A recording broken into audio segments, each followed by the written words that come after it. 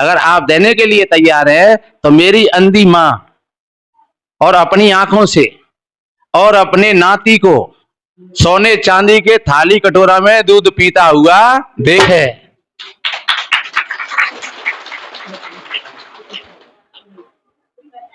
अब मां की ज्योति होगी तभी तो देखेगी। तो मां की ज्योति भी आ गई और नाती आएगो, सोने चांदी के थाली और लोटा आएगो, और महात्मा एक भैंस की व्यवस्था और करनी पड़ी लगते, क्योंकि दूध तभी तो मिलेगा, भैंस होगी तब। गद्य और पद्य के कोई भजन गा करके, कोई प्रवचन करके बता रहे थे आपको जीवन जीने की कला।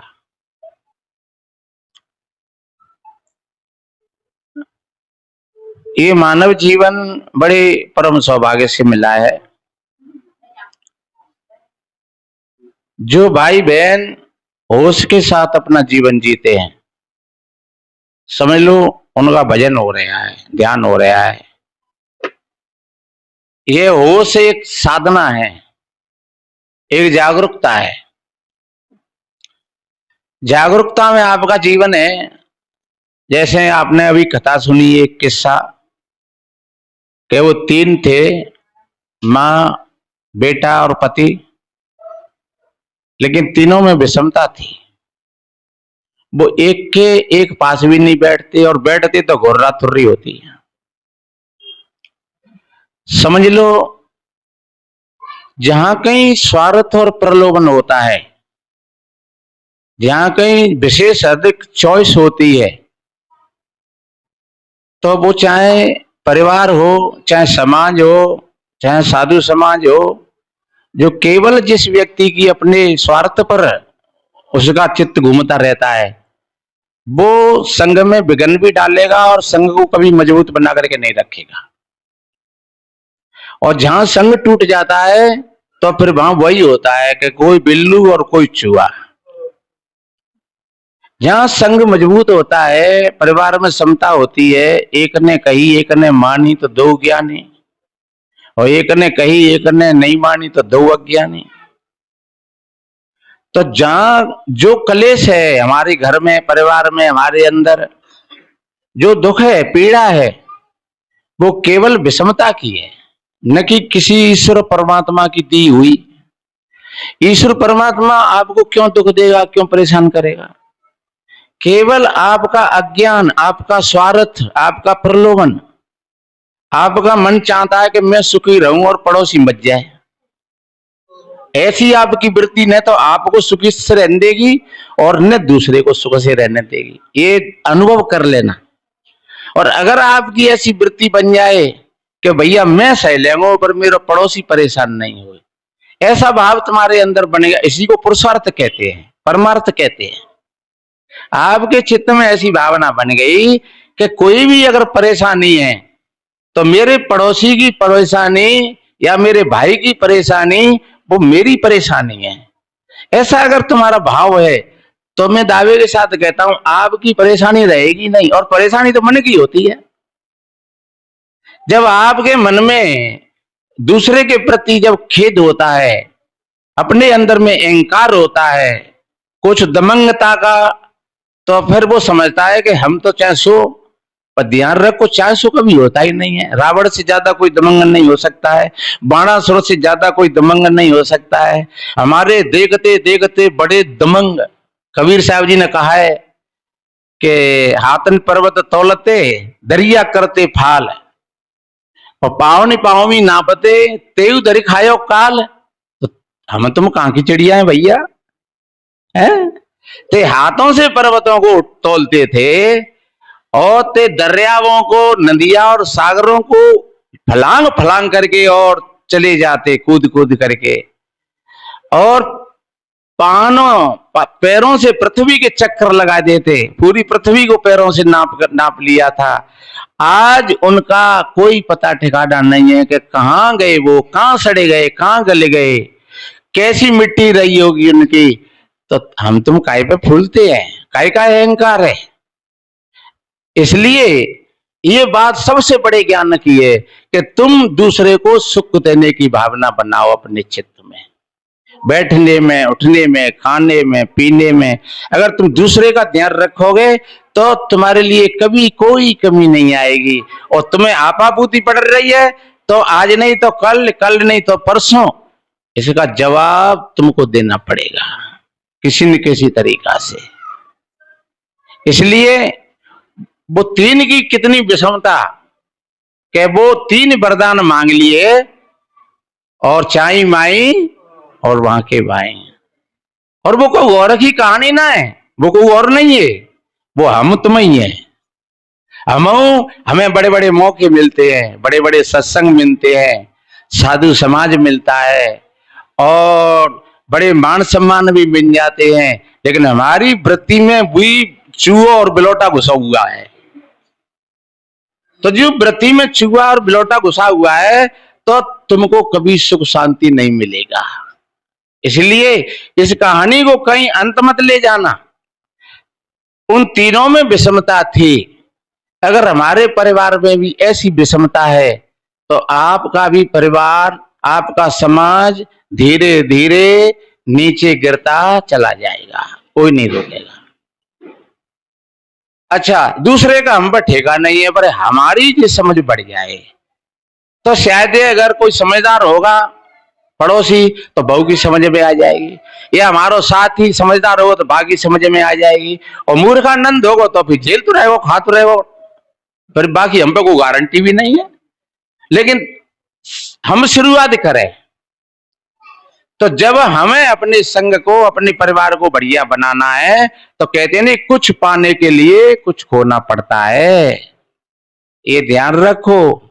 आप हर वक्त पाना ही पाना चाहो तो आपको एक वक्त ऐसा आएगा कि पाया पाया तो कुछ नहीं और हाथ मलते रह जाओगे, सब खो ही दिया, कुछ नहीं मिला। इसलिए एक और इसी कहानी के विलोम में एक कहानी है, और कहानी किसी बात को समझाने के लिए होती है। 4 लोग थे एक घर में,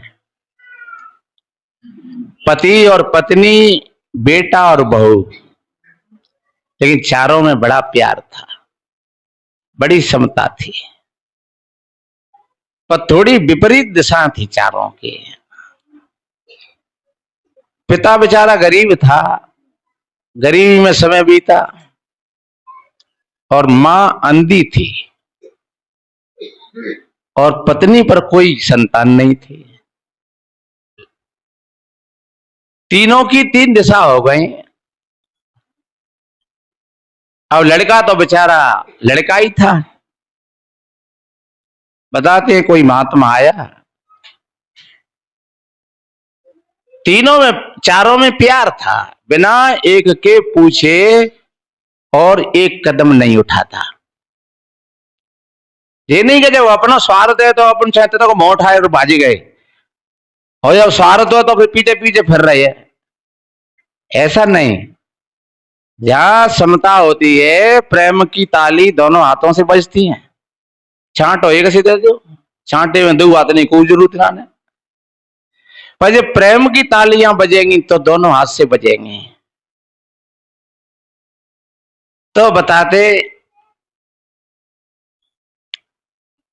महात्मा जी ने भोजन पाया, शाम को भोजन बढ़िया अच्छा बनाया। शाम को ही महात्मा जी ने कहा, बेटा बहुत बड़ा अच्छा भोजन बनाया है और बड़ी अच्छी सेवा करी है, आप जो मांगो सो मांग लो, एक वरदान, और जो तुम मांगोगे वही मैं दे दूंगा। लड़का ने कही, महाराज क्या हम मांगेंगे वो दे दोगे आप? बोले हाँ, आप मांगिए तो कि डटी जाओ, अब रात विश्राम करो और सवेरे देखेंगे। मांगेंगे हम जरूर, लेकिन सवेरे मांगेंगे। देखिए, धैर्य होना चाहिए, हर कार्य में धैर्य होना चाहिए। अगर उतावला सुबावला जल्दबाजी कर बैठे तो जल्दबाजी में काम नहीं बनेगा सही। जो कहते नहीं कि बिना विचारे जो करे सो पाछे पछताए, काम बिगाड़े आपनो जग में होती असाय। जग में होती असाय चित्त में चैन न आवे। खान पान सम्मान राग रग कछु न भावे। कहे गिरधर कबीराय दुख कछु टरे न टारे। और रात दिना पछताए करे जो बिना बिचारे। इसलिए कबीर साहब जी ने भी मोहर लगा दी है। और ये जो मंच है ये वैचारिक मंच है, ये भावनाओं का मंच नहीं है। केवल भावनाओं का मंच जहां केवल बजाते रहो नाचते रहो और भगवान भगवती के गीत गाते रहो और अपन चांसो करते रहो, वो मंच नहीं है। ये विचारों का मंच है, ये विवेक का मंच है। ये आप जो सभी भाई बहन बैठे हुए हैं ये एक विचार के तल पर बैठे हुए हैं। और बदलाव होता है तो विचारों में ही होता है, शरीर का नहीं। शरीर तो वैसे ही बदल जाता है अपने आप। हमें बदलना है तो अपने विचारों को बदलना है। तो बढ़िया शाम को विश्राम किया, सवेरा ही हुआ, पहले जाकर के और अपनी मां के पास पहुंचा। जो अच्छी संतान होती है, अच्छे बेटी बेटा होते हैं, वो माता पिता के बिना पूछे कभी कदम नहीं उठाते कहीं के लिए। और माता पिता की बात तो मान लेनी चाहिए। और मानवे की बात चलो बाद की है, वहां विचार करना और सलाह लेना आशीर्वाद लेना ये सबका फर्ज बनता है। अगर कोई बहू है तो वैसे ही मुंह उठा करके नहीं, अपने सास ससुर अपने पति या कोई भी बेटा है तो अपने माता पिता या पति पत्नी है दोनों तो अपनी सलाह सम्मति से। ये नहीं कि हम आदमी है घर के तो हम चाहे सो कर आवे। तुम्हारी अर्धांगिनी है, तुम्हारे दुख और सुख में साथ है, हर वक्त कंधा से कंधा लगा करके खड़ी है, तो उसकी सलाह जरूर लेनी चाहिए। कोई काम करो, अच्छा करो बुरा करो, और बुरा तो करना ही नहीं चाहिए, लेकिन अच्छे काम में भी सलाह लेना चाहिए। उनकी सलाह मशवरा से काम करोगे तो फिर जिम्मेदारी दोनों पर रहेगी, परिवार पर रहेगी। कहते हैं 5 पंच मिल कीजे काजा और हान लाभ सब ही को लाजा। अगर आप समता संगठन से किसी काम को करोगे, आप कदम उठाओगे, आपको दुनिया में कोई हराने वाला नहीं है। और आपको किसी भी काम को करोगे आप विचार से और संगठन से, तो आपके काम में कहीं रुकावट नहीं आएगी। और रुकावटी भी आएगी तो आपकी समता में वो शक्ति है कि उस रुकावट को एक तरफ हटा देंगे, हट जाएगी वो। और आप अकेले नहीं करोगे, पत्नी कह रही है भुगत ले, चलो जा, बेटे बाप कह रहा हो चलो जा, तू जाने, तेने पूछेगा हम पहले, भैया कह रहा हो तू जान, तू करे, मैं कह को जाऊं। तो अब अकेले रह गए लट्टू ठाड़े। तो ऐसी अवस्था में और अकेला व्यक्ति रह जाता है तो फिर रुकावटें आ जाती है और वहीं से विषमता शुरू हो जाती है। तो सबसे मिलजुल करके बताते हैं, वो गया अपनी मां के पास और कहा माता जी, वो सवेरे महात्मा, शाम को महात्मा जी आए तो वो सेवा से बड़े खुश हुए हैं और वो कह रहे हैं कि तू एक वरदान मांग ले, कौन सा भी, और हम जो तू मांगेगा वो दे देंगे। मां ने कहा बेटा मैं आंखने की ज्योति मांग लिए हो, ताकि मेरे 2-4 साल का जीवन और बढ़ जाओ। हाँ मैं बहुत परेशान हूं, डोली भर मिला के तो ही जाऊं। तो वह ठीक है। अब आए पत्नी के पास कि वो शाम को महात्मा आए, वो खुश हो रहे थे और वो कह रहे थे कि एक वरदान मांग ले। तो माता जी कह रही हैं कि मेरी आंखों की ज्योति मांग ले। तो पत्नी ने कहा ऐसा है, देखो माता जी की तो सेवा हम कर ही रहे हैं, कोई बात नहीं है, तुम एक संतान मांग लो जिससे तुम्हारे पिता का वंश चलेगा और माता जी की भी आत्मा खुशी हो जाएगी और माता जी की तो सेवा हम करेंगे। बोले ठीक है। फिर आए पिता के पास, बोले पिताजी वो महात्मा आए शाम को और वो ऐसे कह रहे थे कि जो चाहे सो मांग ले एक वरदान। तो माता जी कहती हैं कि मेरी आंखों की ज्योति मांग ले, और पत्नी कह रही है कि एक पुत्र मांग ले, और आपकी क्या रजा है? बोले बेटा डुकैया की ज्योति की बात रही तो सांदवशाला मच जाएगी, ताते काय को ऐसी चीज है, इतनी बड़ी चीज है और वहां में खोआ तो है। हाँ, और संतान की बात रही तो भाई तुम्हारी उम्र ना कट गई, है जाएगी संतान, है जाएगी भाई, तो तुम लड़के कैसे हो, ताते तू सोनो चांदी मांगे ले काम को सो, हमारा पूरा जीवन पड़ेगा वैसे ही। हाँ, कंडा ढो तो मुड़ा पे, तो सोनो चांदी मांग ले। तो कहा ठीक है। पर वो लड़का कितना समझदार था, वो आया महात्मा के पास में और हाथ जोड़ करके प्रार्थना करे, कहो गुरु महाराज क्या आप एक वरदान हमको दोगे? बोले हाँ मैं एक वरदान आपको जरूर दूंगा, मांग लो तुम जो मांगो सो। अच्छा तो दोगे? बोले हाँ तुम तो मांग लो, दिल खोल करके मांग लो। तो गुरु महाराज अगर आप देने के लिए तैयार है तो मेरी अंधी मां और अपनी आंखों से और अपने नाती को सोने चांदी के थाली कटोरा में दूध पीता हुआ देखे।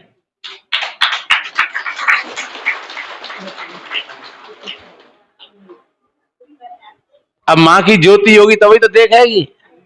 तो मां की ज्योति भी आ गई और नाती आएगो, सोने चांदी के थाली और लोटा आएगो, और महात्मा एक भैंस की व्यवस्था और करनी पड़ी अलग थे, क्योंकि दूध तभी तो मिलेगा, भैंस होगी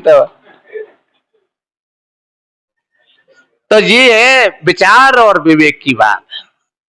ऐसा विचार और विवेक जिन भाई बहनों के अंदर होता है तो वो कभी छलावे में नहीं आते हैं। कितने भाई बहन वैसे छले जाते हैं, ठगे जाते हैं, तो वो एक स्वार्थ और प्रलोभन के कारण। उनके अंदर में समता थी और वो लड़का विचारवान था, इसलिए उसने पूछ पूछ करके सबकी सलाह लेकर के और तब एक तीर मारा, और एक तीर थे 3 शिकारें करी। ये है विवेक की बात, ये विचार की बात है। तो मेरे बहन भाइयों, तो ऐसा विचार और विवेक आपके अंदर में, ऐसा विचार जग जाए, इसमें कोई स्वार्थ और प्रलोभन की बात नहीं है। देखिए उसने सबकी तरफ देखा, केवल अपनी तरफ नहीं देखा, उसने सबकी तरफ देखा। तो आपका लक्ष्य अगर सबकी तरफ है, परिवार की तरफ आपका लक्ष्य है, समाज की तरफ आपका लक्ष्य है, देश और राष्ट्र की तरफ आपका लक्ष्य है, तो आपकी जीवन की नैया आगे बढ़ती चली जाएगी और आप समाज के लिए भी बहुत कुछ कर जाओगे, और आप जीवन में सुख और शांति के धारा में तुम डुबकी लगाते रहोगे। आपके धीरे सारे दुखों का खात्मा हो जाएगा, कोई परेशानी पास में नहीं रहेगी।